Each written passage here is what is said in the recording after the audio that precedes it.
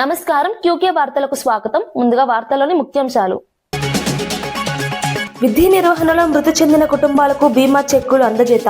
ప్రతి కుటుంబానికి 1 కోటి రూపాయల సహాయం అందించిన సీఎం రేవంత్. బాధిత కుటుంబాలకు ఆర్థిక భరోసా కల్పించడమే ప్రభుత్వ లక్ష్యం. సేవలో ప్రాణాలు కోల్పోయిన వారికి ప్రభుత్వం అండగా నిలుస్తుందని వ్యాఖ్య. ఆస్తుల కోసం రాజకీయాలు చేయాల్సిన అవసరం లేదన్న షర్మిల. విజయమ్మ లేఖపై జగన్ మౌనం ఎందుకని ప్రశ్నించిన షర్మిల. వివేక హత్యాంశంపై దృష్టి మళ్లిస్తున్నారని విమర్శ. కుటుంబ విషయాల్లో నిజాలు బయటపడాలని డిమాండ్ చేసిన షర్మిల.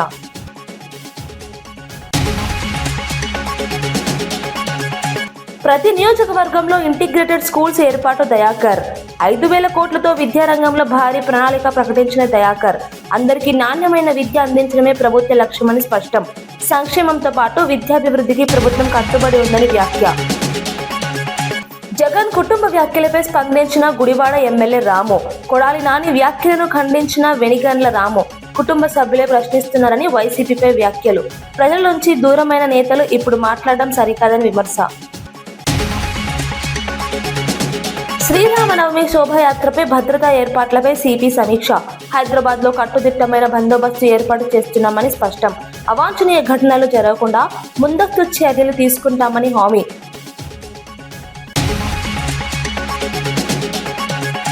ఏపీ కాంగ్రెస్ అధ్యక్షురాలు వైఎస్ షర్మిల తీవ్ర వ్యాఖ్యలు చేశారు. ఆస్తుల కోసం రాజకీయాలు చేయాల్సిన అవసరం తనకు లేదని స్పష్టం చేశారు. విజయమ్మ లేఖ నిజం కాకపోతే జగన్ ఎందుకు మౌనంగా ఉన్నారని ప్రశ్నించారు. వివేక హత్యను గుండెపోటుగా చూపించింది అవినాష్ రెడ్డి కాదా అని నిలదీశారు. తాను హత్యపై మాట్లాడితే వైసీపీ నేతలు ఆస్తుల విషయాన్ని ప్రస్తావిస్తున్నారని విమర్శించారు. అసలు విషయాల నుంచి దృష్టి మళ్లించే ప్రయత్నం జరుగుతోందని ఆరోపించారు. కుటుంబ వ్యవహారాలపై నిజాలు బయటకు రావాల్సిన అవసరం ఉందని అన్నారు. ప్రజలకు నిజం తెలియాలని తాను మాట్లాడుతున్నానని తెలిపారు. ఈ వ్యాఖ్యలు ఏపీ రాజకీయాల్లో తీవ్ర చర్చకు దారితీశాయి. వైసీపీ నుంచి ఎలా స్పందన వస్తుందో ఆసక్తి నెలకొంది. నాది కాదు అని విజయమ్మ మీడియాకు చెప్పే అవకాశం లేదా? విజయమ్మకి చెప్పలేరా? లేక జగన్మోహన్ రెడ్డి గారే ఫోన్ తీసుకుని అమ్మా సంతకం నువ్వు పెట్టలేదంటున్నారు, నిజంగానే సంతకం నీదేనా అమ్మా అని జగన్మోహన్ రెడ్డి గారు అడగలేరా? పోనీ అమ్మా సంతకం నీది కాకపోతే చెప్పు, నేను సాక్షి రిపోర్టర్ను పంపిస్తాను, మీడియాతో నువ్వు మాట్లాడు అని జగన్మోహన్ రెడ్డి గారు అమ్మని అడగలేరా? మరి ఎందుకు అడగలేదు? మరి విజయమ్మ గారైనా మీడియాకు వచ్చి ఎందుకు చెప్పలేదు నా సంతకం కాదు అని? ఎందుకంటే అది వాస్తవం కాబట్టి. జగన్మోహన్ రెడ్డి గారికి కూడా ఇది వాస్తవం అని తెలుసు కాబట్టి. కానీ నిజం వాళ్ళ పక్షాన లేదు. వాళ్ళందరూ అబద్దాలు ప్రచారం చేస్తున్నారు కాబట్టే వాళ్లకు దమ్ము లేదు. ఈ రోజు జగన్మోహన్ రెడ్డి గారైనా సరే ఇంతమంది సోషల్ మీడియాలో సైతాన్ సైన్యం చేత అయితేనేమి, లేక మీ పార్టీలో వాళ్ళ నాయకులనాలో కుక్కలనాలో వాట్ ఎవర్ అనుకోండి, వీళ్ల చేతైనా ఎందుకు మాట్లాడించడం? ఇది జగన్మోహన్ రెడ్డి గారి రాజకీయాలకు సంబంధించిన విషయం కాదు కదా. ఈ జగన్మోహన్ రెడ్డి గారు వ్యక్తిగతంగా ఆయన ఆస్తులకు సంబంధించిన విషయం అయినప్పుడు రాజశేఖర రెడ్డి గారి ఆదేశం జగన్మోహన్ రెడ్డి గారికి 4 బిడ్డలకు సమానంగా ఇవ్వాలి అని జగన్మోహన్ రెడ్డి గారికి తెలిసినప్పుడు ఎంఓయూలో జగన్మోహన్ రెడ్డి గారు నేను సంతకం పెట్టినప్పుడు మాట్లాడితే గిట్లాడితే జగన్మోహన్ రెడ్డి గారు మాట్లాడాలి కదా. ఎందుకు ఇతరులతో మాట్లాడిస్తున్నారు అంటే జగన్మోహన్ రెడ్డి గారికి మాట్లాడే దమ్ము లేదనుకోవాలా? అందుకే ఇతరుల వెనకాల దాపెట్టుకుని షూట్ చేస్తున్నారు అనుకోవాలా? ఏమనుకోవాలి? ఈరోజు సాక్షి పేపర్ లో అయినా సరే కనీసం వీళ్లకు నిజాము పట్ల ఉన్న గౌరవం ఎంత అని చూసుకుంటే ఫ్రంట్ లోనేమో రాజశేఖర రెడ్డి గారి ఫోటో ఉంటుంది, పైన బ్యానర్ లో సత్యమేవ జయతే, సాక్షి మీద టైటిల్ అండి సత్యమేవ జయతే, పైన రాజశేఖర రెడ్డి గారి ఫోటో. కనీసం విజయమ్మ గారు రాసిన లెటర్ ని కనీసం ఆఖరి పేజీలైనా వేశారండి వీళ్ళ సత్యం పక్కన నిల్చుండేది. They are ashamed to truth. ప్రభుత్వ విద్యను బలోపేతం చేయడానికి కీలక నిర్ణయాలు తీసుకుంటున్నామని ఎమ్మెల్సీ అద్దంకి దయాకర్ తెలిపారు. కులాలకు అతీతంగా అందరికీ నాణ్యమైన విద్య అందించేందుకు 5,000 కోట్లతో ప్రతి నియోజకవర్గంలో ఒక ఇంటిగ్రేటెడ్ స్కూల్ ఏర్పాటు చేస్తున్నామని చెప్పారు. మండలానికి ఒక తెలంగాణ పబ్లిక్ స్కూల్ ఏర్పాటు చేస్తామని వివరించారు. విద్యారంగంలో సమాన అవకాశాలు కల్పించడమే లక్ష్యమని అన్నారు. ఇందిరమ్మ కుటుంబ జీవిత బీమా పథకం ద్వారా కోట్ల కుటుంబాలకు 5 లక్షల వరకు బీమా అందిస్తున్నామని తెలిపారు. పేద కుటుంబాలకు భద్రత కల్పించడమే ఉద్దేశమని చెప్పారు. విద్యతో పాటు సంక్షేమం రెండింటినీ సమన్వయం చేస్తూ ప్రభుత్వం ముందుకు సాగుతోందని పేర్కొన్నారు. ఈ పథకాలు రాష్ట్ర అభివృద్ధికి దోహదం చేస్తాయని తెలిపారు. విద్య ఎస్సీ లేదు, ఎస్టీ లేదు, బీసీ లేదు, మైనారిటీ లేదు, ఓసీ లేదు, మనం అందరికి కూడా ఇవ్వగలిగింది విద్య. దానితోని ఒక మంచి ఫలితాలు తెలంగాణ సాధిస్తుందని ఒక ఆశయంతో ఆ రోజు ముఖ్యమంత్రి గారు మాకు చెప్పేది అధ్యక్ష. ఉచిత విద్య, ఉచిత వైద్యం ఇవ్వాలనే తలంపు ఉన్నప్పటికీ కూడా కొన్ని కారణాల వల్ల ఉచిత విద్య, ఉచిత వైద్యం అని మనం పెట్టలేము అధ్యక్ష. ఎందుకంటే 1991 నూతన ఆర్థిక విధానాలు లేకపోతే నూతన ఆర్థిక సంస్కరణ వల్ల మనం ప్రైవేటును మనమే ప్రోత్సహించడం, కార్పొరేట్ను కూడా మనమే ప్రోత్సహించినాం కాబట్టి ఒక్క ఉదుటిన ఉచిత విద్య ఉచిత వైద్యం అని అనలేక వంతుల వారీగా ప్రభుత్వ విద్యను ప్రభుత్వ వైద్యాన్ని మనం బలోపేతం చేసే దిశగా కార్యాచరణ ఉండాలనే దానికి ఈరోజు ఇక్కడ బీజాలు పడినాయి అధ్యక్ష. ఇలా తెలంగాణ పబ్లిక్ స్కూల్స్ పేరు మీద మండలానికి గరిష్టంగా 1 నియోజకవర్గానికి 5-6 స్కూల్స్ పెట్టాలని ఒక ఆలోచనతో కేటాయింపులు జరిగిన అంశాన్ని మిత్రులు గమనించాలని నేను కోరుతున్నా.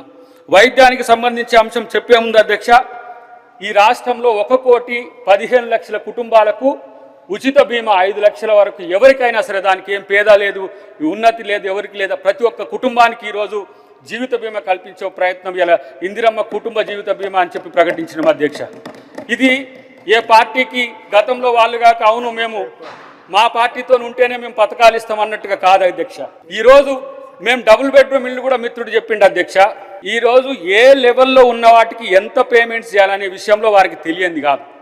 ఈ బడ్జెట్లో కూడా 5,000 కాదు అధ్యక్ష, 7,300 కోట్ల పైచిలికేయాలి మేము ఏది చెల్లింపుల కొరకు ఇచ్చినాం. ఎందుకంటే ఇల్లు 1 సంవత్సరంలోనే పూర్తయ్యేది, 5 నెలల్లో పూర్తయ్యేది కాదు అధ్యక్ష.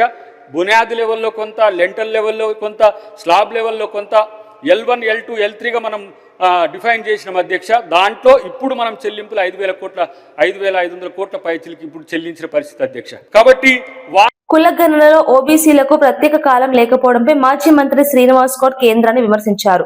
దేశంలో జంతువుల లెక్కలు తీస్తూ ఓబీసీల లెక్కలు తీసుకోకపోవడం అన్యాయమని మండిపడ్డారు.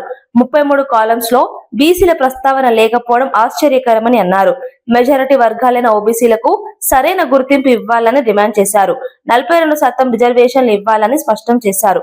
లేకపోతే ఢిల్లీని దిగ్బంధిస్తామని హెచ్చరించారు. సామాజిక న్యాయం కోసం పోరాటం కొనసాగిస్తామని తెలిపారు. కేంద్రం వెంటనే స్పందించి చర్యలు తీసుకోవాలని కోరారు. ఈ వ్యాఖ్యలు రాజకీయంగా చర్చనీయాంశమయ్యాయి. బీసీ వర్గాల్లో చర్చకు దారితీశాయి. జంతువుల లెక్క ఉంది కానీ మనుషుల లెక్క లేదు. అది మెజారిటీ వర్గాల యొక్క బీసీ లెక్క, ఓబీసీ యొక్క లెక్క లేదు. 80 సంవత్సరాల తర్వాత ఇప్పుడున్నటువంటి ప్రభుత్వం మేము కులగణన చేస్తామని చెప్పి గొప్ప ప్రకటన చేసింది. మరి చాలామంది అన్ని రాష్ట్రాల్లో ప్రతి ఎలక్షన్లో గొప్ప చెప్పుకున్నారు, మేము కులగణన చేస్తున్నాం, అత్యధిక జనాభా గలటువంటి ఓబీసీలకు అన్యాయం జరిగింది, కులగణన తర్వాత మీకు అన్ని రంగాల్లో రిజర్వేషన్ ఇస్తామని చెప్పి గొప్పలు చెప్పుకున్నది. మరి అసలు రంగు ఇప్పుడు బయటపడ్డది. కులగణన స్టార్ట్ అయింది. ఎస్సీ కుటుంబాలన్నీ, ఎస్టీ కుటుంబాలన్నీ, ఏ కుటుంబాలన్నీ అని 33 కాలమ్స్ పెట్టింది. కానీ మరి దానిలో బీసీ కుటుంబాలు అనేది ఎందుకు రాలేదు? ఎప్పుడు చేస్తారు?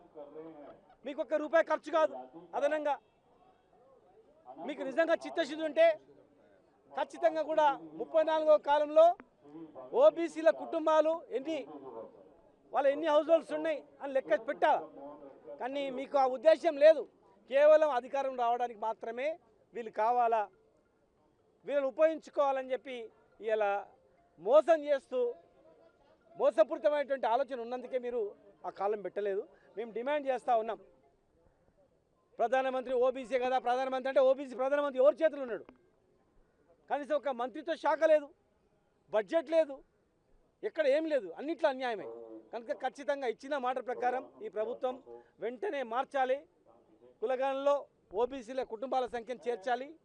అప్పుడే సామాజికంగా, ఆర్థికంగా అన్ని రంగాల్లో రేపు భవిష్యత్తులో వీళ్ళ స్థితిగతులను బట్టి రిజర్వేషన్ కూడా ఇవ్వడానికి అవకాశం ఉంటుంది. మీకు నిజమైనటువంటి ఓబీసీ మీద ప్రేమ అనేది ఉంటే ఖచ్చితంగా మీరు చేర్చండి. లేనట్లయితే మీ యొక్క బండారం ఖచ్చితంగా మేము బయటేసి రాష్ట్ర వ్యాప్తంగా, దేశవ్యాప్తంగా కూడా ఆందోళన చేసి మరి మోసం చేస్తుందని చెప్పి ఖచ్చితంగా మేము ప్రజాకోర్టులో మీకు శిక్ష పెట్టేట్టు గ్యారెంటీగా చేస్తాం. ఈరోజు ఏ రాష్ట్రం చూసినా కూడా అధికారంలో రావడానికి, ఈ దేశంలో ప్రధానమంత్రి కావడానికి ఓబీసీలో ఓట్లే. కానీ మరి ఎక్కడ కూడా న్యాయం జరిగే పరిస్థితి కనిపిస్తలేదు. మేము గతంలో చట్టసభలో కూడా రిజర్వేషన్ అవ్వాలని చెప్పి మరి టీఆర్ఎస్ గవర్నమెంట్లో మేము రెజల్యూషన్ పాస్ చేసి పంపడం జరిగింది. మరి ఇంతవరకు కూడా అది లేదు. 42% రిజర్వేషన్ ఇవ్వాలని కూడా ఇక్కడికి వచ్చింది, అది కూడా లేదు. అంటే ఈ ప్రభుత్వాలకు మనల్ని ఓటు బ్యాంకుని చూస్తుంది తప్ప నిజంగా మనల్ని బాగు చేయాలనే ఆలోచన లేదు. ఖచ్చితంగా అందరూ సంఘటితంగా కొట్లాడాల్సిన అవసరం ఉంది, పోరాటం చేయాల్సిన అవసరం ఉంది. ఈ న్యాయమైన డిమాండ్ను వీళ్ళు నెరవేర్చకపోతే ఖచ్చితంగా వీళ్ళను నిలదీయాల్సిన అవసరం ఉందని చెప్పని ఇలాంటి సంఘటనలు, ఇలాంటి ధర్నా కార్యక్రమం ఇంకా ఎక్కువ చేయాలి. ఈరోజు జేఏసీ, ఓబీసీ జేఏసీ ఆధ్వర్యంలో, శ్రీనివాస్ గౌడ్ గారి ఆధ్వర్యంలో మరి మన సంఘర్ష్ రాష్ట్రీయ సంఘర్ష ఆధ్వర్యంలో మోహన్ రావు తైవార్ ఆధ్వర్యంలో ఆంధ్రప్రదేశ్ శంకరరావు గారి ఆధ్వర్యంలో దాదాపు 16 రాష్ట్రాల నుంచి దాదాపు 10-16 మంది ఎంపీలు రావడం జరిగింది. ఇట్లా లాభం లేదు, లక్షలాది మంది గదులు రావాలి, ఢిల్లీని ముట్టడించాలనేటువంటి ఆలోచన అందరిలో వస్తూ ఉంది. ఇది చేయకపోతే మాత్రం అన్ని రాష్ట్రాల నుంచి లక్షలాది మంది వచ్చి ఢిల్లీని దిగ్బంధం చేస్తాం, ఖచ్చితంగా మెడలు వస్తామని చెప్పి కూడా మేము హెచ్చరిస్తా ఉన్నాం. కాంగ్రెస్ ప్రభుత్వం ప్రవేశపెట్టిన బడ్జెట్ పై బీఆర్ఎస్ నేత బైకాని శ్రీనివాస్ యాదవ్ తీవ్ర విమర్శలు చేశారు. బడ్జెట్ మొత్తం అబద్దాల మయమని ఆరోపించారు. ఎన్నికల ముందు బీసీలకు ఇచ్చిన 60 హామీలలో ఒక్కటి నెరవేర్చలేదని మండిపడ్డారు. 1,00,000 కోట్లు కేటాయిస్తామని చెప్పి ఇప్పటి వరకు 15,000 కోట్లు కూడా ఖర్చు చేయలేదని విమర్శించారు. బీసీల అభివృద్ధిపై ప్రభుత్వం నిర్లక్ష్యం చూపుతోందని అన్నారు. కేసీఆర్ నాయకత్వమే తెలంగాణకు రక్షణ అని పేర్కొన్నారు. ప్రజలను మోసం చేసే విధంగా ప్రభుత్వం వ్యవహరిస్తోందని ఆరోపించారు. వెంటనే హామీలను అమలు చేయాలని డిమాండ్ చేశారు. ఈ వ్యాఖ్యలు రాజకీయంగా వేడెక్కించాయి.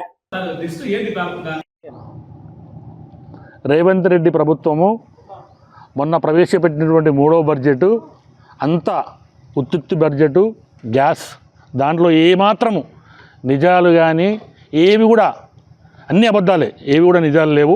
ఇంతకుముందు బడ్జెట్ అంతే జరిగింది, ఇప్పుడు బడ్జెట్ కూడా అంతే జరిగింది. మరీ ముఖ్యంగా బీసీలకైతే తీవ్రమైనటువంటి అన్యాయం జరిగింది. ఏదైతే బీసీలకు అన్నీ చేస్తామని చెప్పి అరివిగామి హామీలు 420 హామీలలో బీసీలకు ఒక్కరికే 60 హామీలు ఇచ్చిండు రేవంత్ రెడ్డి గారు. పిసిసి అధ్యక్షుడిగా బట్టి విక్రమార్క గారు అందరూ పాదయాత్రలు చేసి అల్లి బుల్లి మాటలు చెప్పి 60 హామీలు ఇచ్చి దానిలో ఏ ఒక్క హామీ కూడా నెరవేర్చలేదు ఈ రోజు వరకు కూడా. నేను ఒకటే చెప్తున్నా రేవంత్ రెడ్డి ప్రభుత్వానికి, గడిచిన 3 బడ్జెట్లు అయినాయి కదా, ఇప్పటికీ బీసీల మీద మీకు ఎంత ప్రేమ ఉంది మీ బడ్జెట్ ద్వారానే తెలుస్తుంది. మీరు కేటాయించినటువంటి నిధులు దాదాపుగా 1,00,000 కోట్లు కేటాయిస్తామన్నారు 5 సంవత్సరాలకు గాను. ఇప్పటికి మీరు కేటాయించింది ఎంత ఒక్కసారి మీరు మీ బడ్జెట్ని చూసుకోవాలి.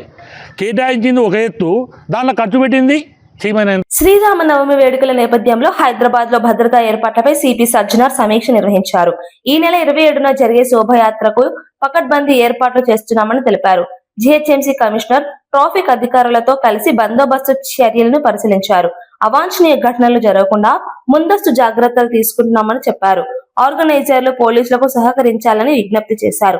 యాత్రను నిర్ణీత సమయానికి ప్రారంభించాలని సూచించారు. భక్తులు నియమాలను పాటిస్తూ కార్యక్రమంలో పాల్గొనాలని కోరారు. నగరంలో శాంతి భద్రతలకు ప్రాధాన్యత ఇస్తున్నామని తెలిపారు. పండుగను ప్రశాంతంగా నిర్వహించేందుకు అన్ని ఏర్పాట్లు పూర్తి చేస్తున్నామని స్పష్టం చేశారు. స్టార్ట్ చేస్తే మనకు కూడా ఈజీ ఉంటుంది. కన్సర్న్ ఎవరెవరు ఉన్నారు ఈ ఒక ప్రొసెషన్ వాళ్ళు కూడా అక్కడ లోకల్ ఉన్న ఆఫీసర్స్ తోని కోఆర్డినేట్ చేస్తే ఎటువంటి ఇబ్బంది ఉండదు, ఎటువంటి లేట్ కూడా కాదు, మనకు కూడా మీకు ప్రెషరైజ్ చేసే ఒక అవకాశం కూడా దొరకదు. So I request the organization Bhagavantarao గారికి, మన పెద్దలు మన గోవింద్ రాటి గారికి అందరు కూడా మీరు టైం ప్రకారం ఈ ప్రొసెషన్ స్టార్ట్ చేయడానికి అక్కడ లోకల్ ఆర్గనైజర్స్ ని కోఆర్డినేట్ చేయని చెప్పి నేను కోరుతున్నాను. ఎమ్మెల్యే వీర్లపల్లి శంకర్ ను పిసిసి ఓబీసీ విభాగం చైర్మన్ గా నియమించడం ద్వారా పార్టీ బలోపేతం అవుతుందని టిపిసిసి అధ్యక్షుడు మహేష్ కుమార్ గౌడ్ తెలిపారు. ఆయన నాయకత్వంలో ఓబీసీ విభాగం మరింత బలపడుతుందని విశ్వాసం వ్యక్తం చేశారు. రాహుల్ గాంధీ ఆలోచనల మేరకు సీఎం రేవంత్ రెడ్డి నేతృత్వంలో కులగణన చేపట్టామని చెప్పారు. ఒక పద్ధతి ప్రకారం ఒక డిసిప్లిన్ గా వారి కార్యక్రమాలు చేస్తారు. నియోజకవర్గానికి నేను అర్ధరాత్రి 11 గంటలకు ఫోన్ చేసి పొద్దున 9 గంటలకు మీటింగ్ కావాలంటే 5,000తో మీటింగ్ పెట్టే కెపాసిటీ ఉన్నటువంటి శంకర్ గారిని ఓబీసీ డిపార్ట్మెంట్ చైర్మన్ చేస్తే ఇది బలోపేతం అవుతుందని, తద్వారా కాంగ్రెస్ పార్టీకి బలం చేకూరుతున్న ఒక ఏకైక ఉద్దేశంతోనే శంకరన్న గారిని వాళ్ళ పిసిసి ఓబీసీ డిపార్ట్మెంట్ చైర్మన్ గా చేసినారు. నాకు ఆశ ఉంది, తప్పకుండా శంకరన్న నేతృత్వంలో ఓబీసీ డిపార్ట్మెంట్ బలపడి వచ్చే ఎన్నికల నాటికి మీ నేతృత్వంలో అత్యధిక సీట్లు బీసీలకు ఇప్పించుకొని 100 సీట్లు తగ్గకుండా కాంగ్రెస్ పార్టీ గెలుచుకొని మళ్ళీ అధికారంలోకి వస్తుంది. ఇది నా మాట, మీ మాటగా చెప్తా ఉన్నాను. మిత్రులారా, పొన్నం ప్రభాకర్ గారు చెప్పినారు కేబినెట్ లో వారితో పాటు మా సిఆర్ఎన్న, సురేఖ అక్క ముగ్గురు కూడా అనునిత్యం బీసీలకు రావాల్సిన వాటా గురించి పోరాడుతా ఉన్నారు. గతంలో తెలంగాణ ఉద్యమంలో పెద్దలు హనుమంతరావు గారు, మధుయాష్ గారు, పొన్నం ప్రభాకర్ గారు వీరే కదా పోరాటం చేస్తే తెలంగాణ వచ్చింది. సో ప్రతి పోరాటంలో బీసీల ఆరాటం ఉంది కాబట్టే వాళ్ళ తెలంగాణ సాకారమైంది. మా సిఆర్ఎన్ చెప్పినట్టుగా మొన్నటి ఎన్నికల్లో బీసీలు గనక కాంగ్రెస్ కి మద్దతు పలకుండా ఉంటే మనం అధికారంలోకి వచ్చే అవకాశమే లేకుండే. బీసీలు ఏకమైనరు కారణం రాహుల్ గాంధీ గారు ఎంచుకున్నటువంటి బాట. బీసీలు ఎందుకు ఏకమయ్యారు? రాహుల్ గాంధీ గారు ఈ దేశంలో భారత్ జోడో యాత్ర చేసి ఈ దేశాన్ని భౌగోళికంగా కాకుండా సాంఘిక పరంగా స్థానిక స్థితులగతుల పరంగా చదవగలిగినాడు కాబట్టే జిస్కి జితని ఆబాది ఉనికి ఉతిని బాగేదన నినాదం తీసుకొచ్చినాడు. అది వాళ్ళ నినాదం కాదు, ఉద్యమంగా మారింది. యావత్ దేశంలో బీసీల మూవ్మెంట్ గా మారింది కాబట్టే ఇవాళ దేశమంతా కూడా బీసీ ఆకర్షణ జరుగుతా ఉంది. ఇవాళ నేను అభినందిస్తా ఉన్నాను రాష్ట్ర ముఖ్యమంత్రి రేవంత్ రెడ్డి గారిని. రాహుల్ గాంధీ ఆకాంక్షని పరిపూర్ణంగా నెరవేరుస్తూ దాదాపు 95 ఏళ్ల తర్వాత ఆనాడు బ్రిటిష్ వారు చేస్తే కుల సర్వే, 95 ఏళ్ల తర్వాత ఈ దేశంలో ఏదైనా ప్రభుత్వం కుల సర్వే చేసింది అంటే అది తెలంగాణ ప్రభుత్వం రేవంత్ రెడ్డి గారి నేతృత్వంలో కుల సర్వే చేయడమే కాకుండా ఒక అఫీషియల్ డాక్యుమెంట్ ఇవ్వగలిగినాం. ఈ రాష్ట్రంలో బీసీలు 57% ఉన్నారని ఒక అధికారిక ప్రకటన చేయగలిగినాం. ఇది హక్కుగా మనకు వచ్చింది. మిత్రులారా, కాంగ్రెస్ పార్టీ మాట కట్టుబడి ఉండి బీసీలకు 42%, ఇందాక పితృ ప్రభాకర్ చెప్పినట్టుగా నేను వర్కింగ్ ప్రెసిడెంట్ గా ఆనాడు నేనే బీసీ డిక్లరేషన్ ప్రవేశపెట్టినాను. 42% స్థానిక సంస్థల్లో ఇస్తామని చెప్పాం. దానికి అదనంగా విద్యా ఉపాధులు కూడా 42% ఇస్తూ అసెంబ్లీలో చట్టం చేశాం. బీజేపీ నాయకులు మద్దతు ఇచ్చినారు, టీఆర్ఎస్ వాళ్ళు సపోర్ట్ చేసినారు, ఓటేసినారు. కృష్ణా జిల్లా గుడివాడలో ఎమ్మెల్యే వెనిగండ్ల రాము కీలక వ్యాఖ్యలు చేశారు. మాజీ మంత్రి కొడాలి నాని వ్యాఖ్యలను ఖండిస్తూ స్పందించారు. జగన్ కుటుంబ సభ్యులే ఆయన చేసిన అన్యాయాన్ని ప్రశ్నిస్తున్నారని అన్నారు. వైసీపీ నేతలు ముందుగా వారికి సమాధానం చెప్పాలని సూచించారు. ప్రజలకు దూరమై 21 నెలలుగా కనిపించని కొడాలి నాని ఇప్పుడు ఎలా రాజకీయ వ్యాఖ్యలు చేస్తున్నాడని ప్రశ్నించారు. ప్రజల అభిప్రాయం తెలుసుకోకుండా వ్యాఖ్యలు చేయడం సరికాదని అన్నారు. రాష్ట్ర రాజకీయాల్లో వైసీపీ పరిస్థితిపై ఈ వ్యాఖ్యలు చర్చకు దారితీశాయి. ప్రజలు నిజాలను గుర్తించాలి. చెబుతూ ఉంటారు మేడం, అంతా బాగుంది అంతా బాగుంది అంతా బాగుందని చెప్పి కళ్ళకి అంటూ ఉంటారు చూసారా. ఆ కళల్లో వచ్చేసి అన్నీ చెప్పుకుంటూ వచ్చి తీసుకుని వస్తున్నారు. కానీ ఏ ప్రజలతో మాట్లాడాడు ఆయన? ఎవరితో కలిశాడు? ఏ తుఫాన్ వచ్చినప్పుడు ఉన్నాడు? ప్రజలు ఏ కష్టంలో వచ్చినప్పుడు ఉన్నాడు? ఏ రకంగా తెలిసొద్దు దానికి? మీరు ప్రజలు ఏమనుకుంటున్నారనేది పక్కన పెడితే ప్రజలు ఏమనుకుంటున్నారనేది ఈయనకి ఎక్కడ తెలుస్తుంది అనేది నా క్వశ్చన్. ఎప్పుడన్నా కలిస్తే కదా. ఆయన ఎప్పుడో మర్చిపోయారు ప్రజలు. మళ్ళీ సీటు కోసం ఏదో చెప్తూ ఉంటారు. అది అవకాశమే లేదు. ఓకే, క్లియర్గా చెప్తున్నా. ఇప్పుడు రోజుకి వచ్చి 100 మందిని కలుతారా, 10 మందిని కలుతారా, ఐదుగురిని కలుతారా చెబుతారా అని తింటారు. ఇంతకుముందు ఆయన 20 ఏళ్ళు ఎమ్మెల్యేగా ఉన్నాడు కాబట్టి ఓకే, ప్రజలు ఏమనుకున్నాడు ఆయనకు అంతా తెలిసేమో అనే ఉద్దేశంతో ఉన్నారు. నిజానికి ఏమీ తెలియకుండా ఇట్లాంటి మాటలే అప్పుడు చెప్పిందే. బేసిక్గా ఎవరితో కలిసే పని లేదు దీంట్లో. అవన్నీ తప్పని మొన్న 24 ప్రూవ్ అయిపోయింది. ఆయనకి అంత సత్తా లేదు, ఈయనకేం విషయం లేదు అనే మ్యాటర్. మళ్ళీ ఇప్పుడు కూడా మనం ఆయన గురించి మాట్లాడుకుంటాం అనేది దండగా. ఇంకోసారి అలా వచ్చినప్పుడల్లా చెబుతూనే ఉంటాడు. ఆయన అడగగానే నన్ను అడుగుతారు క్వశ్చన్లో దండకి. ఎందుకు మాట్లాడతాడో ఆయనకి తెలియదు. ఇది ఏమన్నా ప్రజల సమస్య ఇది. ఈ విషయం మీద ప్రజలు ఎలా అనుకుంటున్నారు? ఓకే, ఆయన ఎవరితో మాట్లాడాడు, ఎంతమంది చెప్పారు చెప్పమనండి, నేను మాట్లాడు. తండ్రి చనిపోతే కూతుర్లకి కొడుకులకి ఆస్తి పంచుతారు, కానీ తన సొంత ఆస్తిని కూడా జగన్మోహన్ రెడ్డి చెల్లికి పంచారు. అలాంటి వాటిపైన కూటమి నాయకులు విమర్శలు చేస్తున్నారని చెప్పి కూటమి నాయకులు కాదండి చేస్తుంది, విమర్శలు చేస్తుంది సొంత చెల్లి. బేసిక్గా మేము వింటున్నాం అంతే. ఆయన చెప్పింది వింటున్నాం, ఆవిడ చెప్పింది వింటున్నాం. మాకు ఏది కరెక్ట్ అని మీకు అనిపిస్తుంది? మీరు ఆలోచించుకోండి. ఒకటే ప్రశ్న. ఇప్పుడు జగన్మోహన్ రెడ్డి గారు చెప్పింది వింటున్నాము, ఇద్దరు చెల్లెళ్ళు చెప్పింది వింటున్నాము. ఏది కరెక్ట్ అనిపిస్తుంది ఎవరికైనా కానీ? అది వాళ్ళే వదుకోండి. మాకు మధ్యలో గోళ దీంట్లో. ఓకే, అని డబ్బులు ఇవ్వలేదని తల్లి వాళ్ళ మదర్ చెప్తున్నారు, వాళ్ళ సిస్టర్స్తో చెబుతున్నారు. అలాగే ఈయన వివేకానంద రెడ్డి గారి మర్డర్ కేసు గురించి అలాగే ఉంది. ఓకే, ఆయన మనం చెప్పేది కాదు, వాళ్ళ సిస్టర్సే చెప్తున్నారు. అందరూ డైరెక్ట్గానే ఆవిడే చెబుతుంది. అంటే మేనల్లుడికి మేనకోడలకి అన్యాయం చేశాడు అని చెప్పేసి వాళ్ళ మదరే. మాకేం పని అండి బేసిక్గా మధ్యలో మాట్లాడటానికి? వాళ్ళకి ఆస్తులు వచ్చినాయా రాలేదా ఎవరి పర్సనల్ విషయం వాళ్ళది, దాంట్లో చూసుకునివ్వండి. మేము విమర్శలు చేయట్లా. ఇక్కడ వీళ్ళు గవ్వుకుని కుళ్ళిపోయి మేమేమైనా చేసేస్తామో విమర్శలు అని చెప్పి జనాలు ఈ కొత్త ఈ లాజిక్లు తీసుకొస్తున్నారు. కానీ దీంట్లోకి అది చెప్పింది చక్కగా స్పష్టంగా చెబుతున్నారు. చెల్లెళ్ళు ఇద్దరు అలాగే మదరు అందరూ. వాళ్ళు నమ్ముతారా నమ్మరా ప్రజలు ఇష్టం, మనకెందుకు బేసిక్.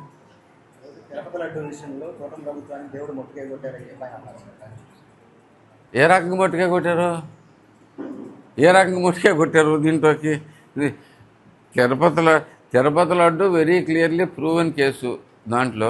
ఓకే, అంటే ఇప్పుడు విషయం ఏంటంటే దీంట్లోకి ఈ మాట్లాడే వాళ్ళందరూ చెబుతున్నారు కదా, ఈయనే కదా, మీకు గుర్తుందా లేదా, రాముడు తలకాయ తీసేస్తే వద్దు, కొత్త విగ్రహం పెడతాం.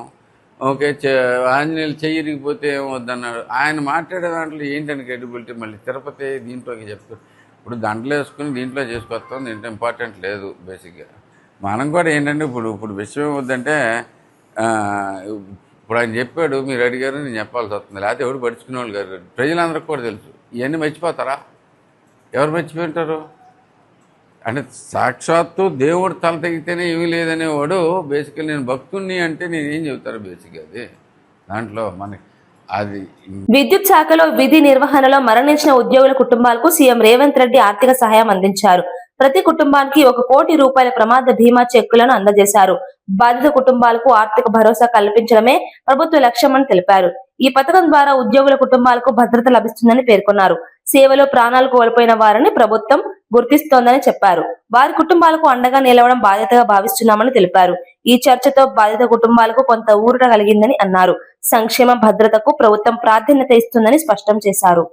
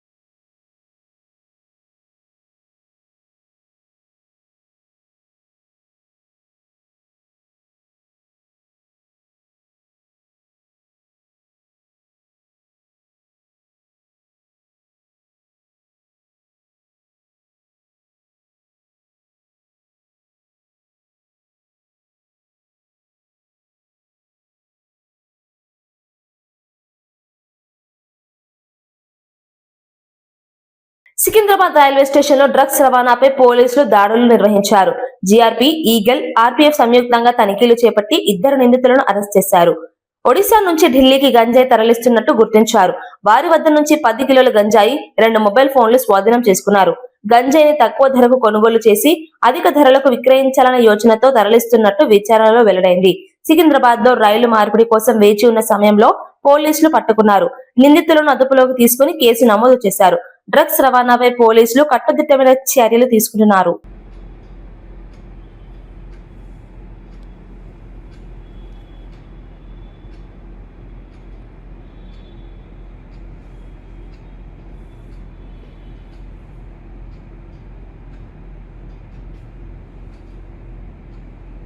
మెదక్ జిల్లా చేగుంటలో విద్యార్థులు కళాశాల యాజమాన్యంపై ఫిర్యాదు చేశారు. శ్రీ సాధన డిగ్రీ కళాశాలలో చదివిన 11 మంది విద్యార్థులకు ఒరిజినల్ మెమోలు ఇవ్వడం లేదని ఆరోపించారు. స్కాలర్షిప్ మాత్రమే తీసుకుంటున్నామని చెప్పి చేర్చుకొని ఇప్పుడు ఫీజులు చెల్లిస్తేనే సర్టిఫికేట్లు ఇస్తామని ఇబ్బంది పెడుతున్నారని తెలిపారు.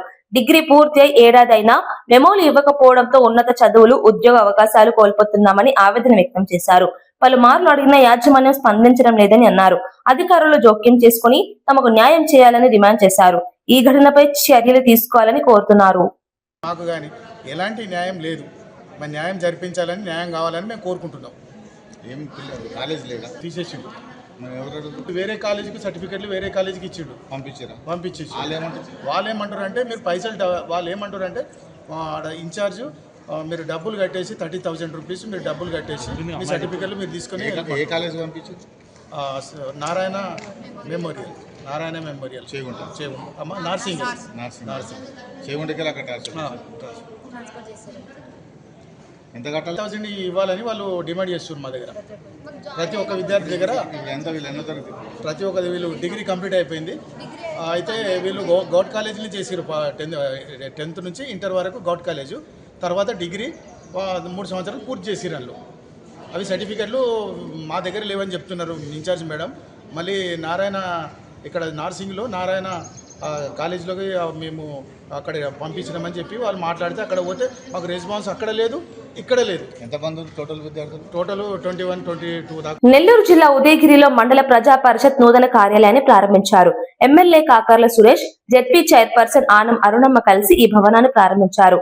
సుమారు 83 లక్షల రూపాయల వ్యయంతో నిర్మించిన ఈ కార్యాలయం ఆధునిక సదుపాయాలతో రూపొందించబడింది. మండల అభివృద్ధి పనులకు ఇది కేంద్రంగా మారుతుందని తెలిపారు. కార్యాలయాలు సక్రమంగా ఉంటే పరిపాలన కూడా పారదర్శకంగా జరుగుతుందని అన్నారు. ప్రజలకు మెరుగైన సేవలు అందించడమే లక్ష్యమని పేర్కొన్నారు. ఈ కార్యక్రమంలో స్థానిక నాయకులు, అధికారులు పాల్గొన్నారు. మండల అభివృద్ధికి ఇది కీలక అడుగుగా భావిస్తున్నారు.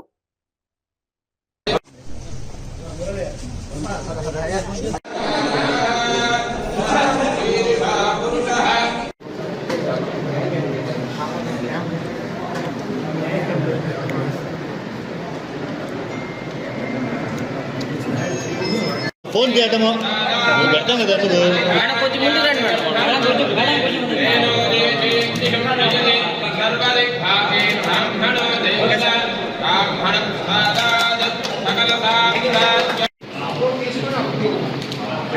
భయపడితే చేశాను సార్. లాస్ట్ కాలం నేను ఒకసారి చూసేది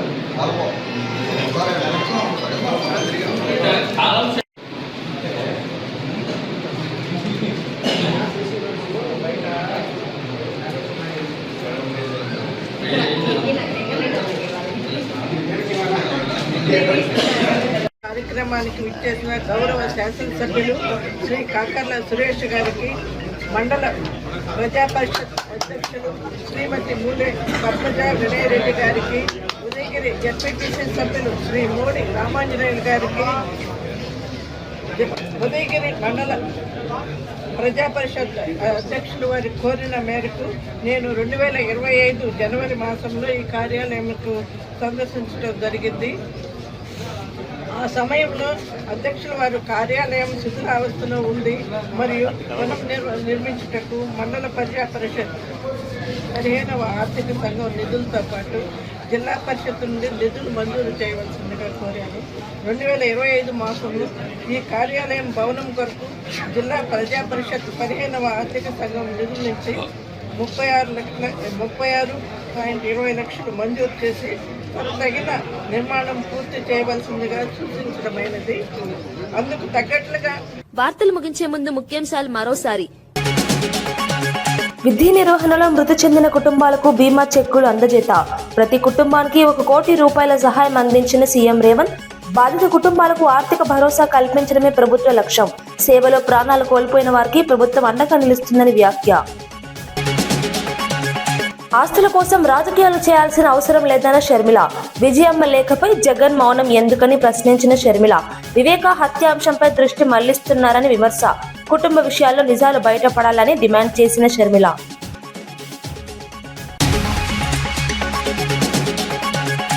ప్రతి నియోజకవర్గంలో ఇంటిగ్రేటెడ్ స్కూల్స్ ఏర్పాటు దయాకర్. 5,000 కోట్లతో విద్యారంగంలో భారీ ప్రణాళిక ప్రకటించిన దయాకర్. అందరికీ నాణ్యమైన విద్య అందించడమే ప్రభుత్వ లక్ష్యమని స్పష్టం. సంక్షేమంతో పాటు విద్యాభివృద్ధికి ప్రభుత్వం కట్టుబడి ఉందని వ్యాఖ్య. జగన్ కుటుంబ వ్యాఖ్యలపై స్పందించిన గుడివాడ ఎమ్మెల్యే రాము. కొడాలి నాని వ్యాఖ్యలను ఖండించిన వెనిగండ్ల రాము. కుటుంబ సభ్యులే ప్రశ్నిస్తున్నారని వైసీపీపై వ్యాఖ్యలు. ప్రజల నుంచి దూరమైన నేతలు ఇప్పుడు మాట్లాడడం సరికాదని విమర్శ. శ్రీరామనవమి శోభయాత్రపై భద్రతా ఏర్పాట్లపై సిపి సమీక్ష. హైదరాబాద్ లో కట్టుదిట్టమైన బందోబస్తు ఏర్పాటు చేస్తున్నామని స్పష్టం. అవాంఛనీయ ఘటనలు జరగకుండా ముందస్తు చర్యలు తీసుకుంటామని హామీ. ఇవి ఈనాటి వార్తా విశేషాలు. మరో బులెటిన్లో మళ్ళీ కలుద్దాం. నమస్కారం.